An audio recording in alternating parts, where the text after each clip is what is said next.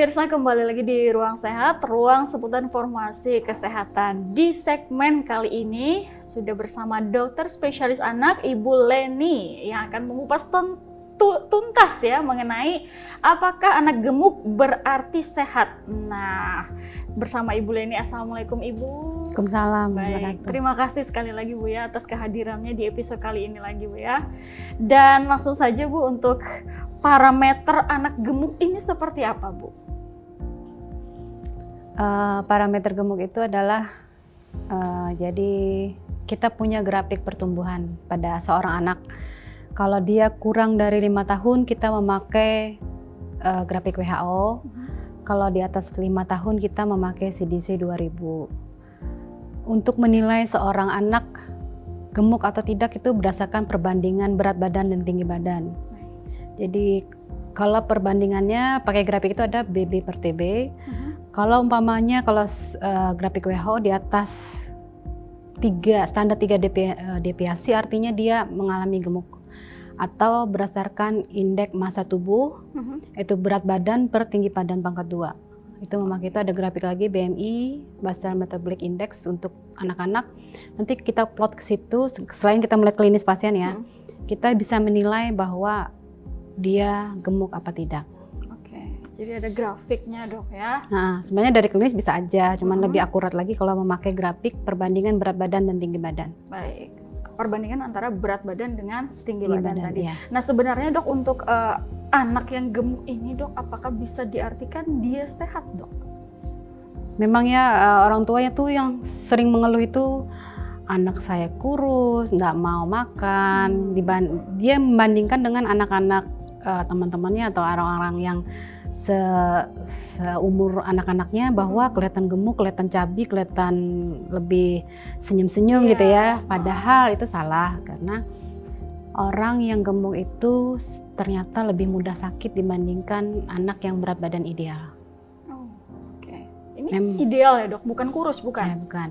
Jadi kalau kurus kita lihat lagi. Jadi memang tugas kita sekarang ini tidak hanya gizi kurang, gizi buruk, tapi ternyata 10% dari anak-anak Indonesia itu mengalami kegemukan. Jadi gemuk itu atau obesitas merupakan salah satu PR bagi kita lagi, bagi kami dokter anak, bahwa kita harus mengedukasi ulang kepada orang tua bahwa kegemukan adalah suatu penyakit. Oke, nah berarti ini berbeda lagi dengan yang ada di lapangan tentunya dok ya, yang kita tahu di masyarakat bahwa ibu-ibu ini malah banyak mengeluhkan anak-anaknya ini kurus. Betul. Dibanding dengan anak-anak yang gemuk Bu ya. Jadi kalau dia melihat anaknya kelihatan kurus, sebenarnya harus dibandingkan lagi dengan umur. Cocok nggak antara umur, berat badan, perbandingan tinggi badan.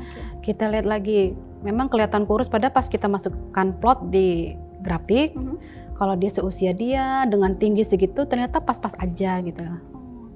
Jadi harus diperiksa aja dulu Bu ya, diperiksa dulu bagaimana. Bisa ke posyandu, bisa ke puskesmas atau ke rumah sakit atau praktek dokter terdekat, silahkan. Jadi bukan kita yang mengira-ngira Bu ya, apakah anak ini sudah kekurusan kah atau sudah ideal kah, begitu Bu ya? Oke, baik. Nah, untuk faktor penyebab kegemukan pada anak ini dok, apa saja dok? Gemuk itu kita lihat, kalau dia tinggi gemuk berarti dia faktor perilakunya yang bermasalah, perilaku dan lingkungan. Jadi ada saja kita ketemu orang gemuk, tapi dia tinggi dan kelihatan berisi. Pas kita plot ke grafik, tanya aja pola makannya. Apakah pola makannya bermasalah? Jadi gemuk itu terjadi antara energi yang dia makan dengan kita keluarkan tuh kebanyakan yang kita makan. Jadi tidak seimbang. Kebanyakan makannya dibandingkan yang keluar. Jadi tanya lagi pola dia, apakah makannya sampai baring atau kebanyakan main gadget. Itu kita harus lihat lagi. Artinya faktor lingkungan, faktor yang ada lagi adalah faktor genetis. Kalau dia anaknya pendek, gemuk, kita lihat apakah ini faktor genetis ataukah penyakit. Jadi kita lihat lagi. Jadi kalau gemuk itu bedakan lagi gemuk pendek atau gemuk tinggi. gemuk pendek itu kebanyakan penyakit. Kalau gemuk tinggi karena faktor lingkungan dan juga faktor perilakunya yang bikin dia gemuk seperti itu. Oke, jadi ada dua tadi dok ya, gemuk tinggi dan juga gemuk pendek. Ya. Oke, jadi yang bahaya ini gemuk pendek ini atau kedua-duanya dok? Dua-duanya bahaya. Kedua-duanya bahaya dok ya. Oke, nah untuk bahaya yang muncul nih dok, jika anak sudah mengalami kegemukan atau obesitas ini dok, apa dok bahayanya dok? Memang bahayanya kita runut dulu dari atas ya. Anak gemuk itu kebanyakan energinya nggak dipakai buat bergerak, beraktivitas, buat berpikir. Dia akan motivasi untuk melakukan sesuatu tuh agak kurang. Pada saat tidur dia karena lehernya pendek dia akan napasnya berbunyi atau osas karena kayak mendengkur gitu dok? Iya, karena dia mendengkur, jadi akhirnya oksigen yang harusnya terdistribusi ke seluruh tubuh, dia mampet. Akhirnya oksigen ke otaknya kurang, jadi pada saat bangun dia ngantuk. Di sekolah pun dia tidak akan maksimal untuk menyerap pelajaran karena tidurnya tidak dalam. Kemudian ke bawah lagi, orang gemuk untuk paru, dia akan mudah menderita asma karena napasnya berat. Karena pembuluh darahnya penuh dengan sumbatan, kan berlemakan toh. Nah, jantungnya juga berat. Anak-anak dengan obesitas, jantungnya berat, memompa, akhirnya dia gampang menderita hipertensi, asma, diabetes. Tulangnya juga karena saking gemuknya, tulangnya juga bisa bengkok karena menahan berat badan. Iya. Kemudian apalagi di ketiaknya atau lipatan akan mudah tumbuh jamur. Jadi anak-anak gemuk itu selain secara tampilan fisik nggak bagus, itu akan menimbulkan anaknya tidak punya percaya diri saat berteman. Apalagi kalau teman-temannya iseng ya, gemuk, dibully biasanya. Dibully. Iya betul. Akhirnya dia nggak percaya diri.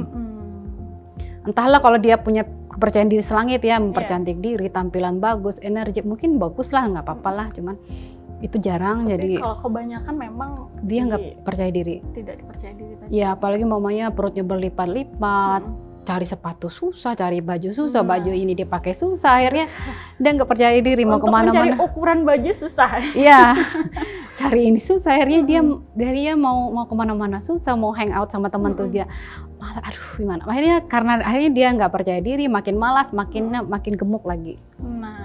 Nah ini dok, sebenarnya kalau misalnya anak ini kan sudah gemuk dok, nah untuk menurunkan berat badannya ini susah dok, apakah susah atau mudah saja dok? Kalau misalnya memang sudah terlanjur gemuk misalnya dok ya? Kita tidak pernah membatasi pemakaian makan pada anak karena dia masih proses tumbuh kembang. Yang kita perbanyak adalah aktivitas fisik, kemudian porsi makan di piringnya lebih dari separohnya harus sayuran. Kemudian bentuk protein kita ganti. Protein merah diganti dengan protein putih, seperti protein merah itu kayak daging atau daging olahan, itu kita batasin, ganti dengan protein putih seperti ayam, ikan. Kemudian minyak yang dipakai bukan minyak kelapa sawit tapi minyak zaitun kayak gitu-gitu. Kemudian aktivitas fisik diperbanyak. Kemudian kita pola lingkungan, jadi pola hidupnya, lingkungannya, modifikasi perilaku. Jadi kalau habis makan jangan langsung tidur, bikin aktivitas supaya dia energinya terkeluar. Jadi antara yang makan dengan yang keluar itu diperbanyak yang keluar. Jadi polanya diatur lagi dok ya? Pola diatur. Kalau diet ketat pada anak kayaknya dia akan tersiksa, kasihan. Jadi jangan terlalu ketat, jangan juga, tapi tetap berusaha lah dok ya. Betul. Untuk bisa menurunkan berat. Buat sesuatu yang menyenangkan bagi dia, bahwa itu adalah anugerah Tuhan ya. Banyak orang pengen gemuk sih. Iya, jadi lebih diberikan semangat begitu dok ya sebenarnya. Oke, baik. Nah pemirsa, di segmen selanjutnya nanti kita akan menjawab tentang mitos atau fakta. Tapi setelah jeda berikut, tetaplah bersama kami di Ruang Sehat.